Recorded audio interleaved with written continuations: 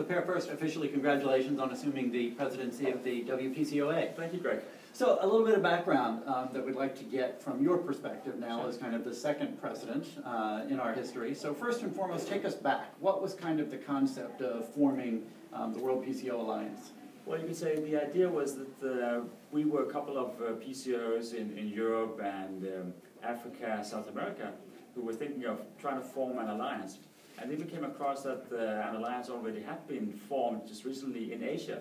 So we approached them and thought, hey, let's try to see if we can do something together. And that worked out perfectly. Interesting. So kind of the idea started in two separate places and then we joined it together to make a bigger alliance. Yes. So as you look at over the course of the last 4 years, what do you think the initial aims were and then what do you think we've actually achieved?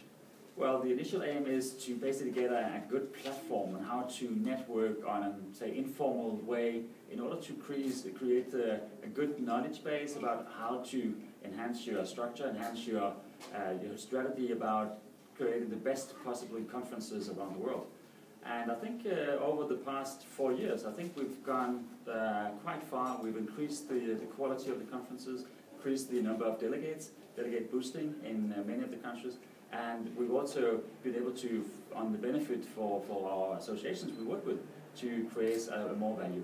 Exactly, and part of that has been the fact that by kind of exchanging the business between the alliance members, that knowledge, that critical knowledge and history from one event is passed on to a partner in another place and you're not starting from scratch all over again. Absolutely. So where do we go from here? Year 4, we're still going, we're actually still growing. Where do you see us headed in your 2-year term? Well, I think the past president and the team members have basically put a great effort into making this alliance a success.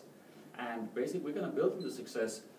We might not expand too many more members, but we will expand the benefits for our clients, the associations we work with, and basically that is the whole idea, to increase the value for our clients. That is number one perspective. Number two, of course, the value for the PCOs. I mean, that is also important that our membership base also is happy with the cooperation, exchange of staff, exchange of ideas, and basically to raise the whole level of the meeting industry.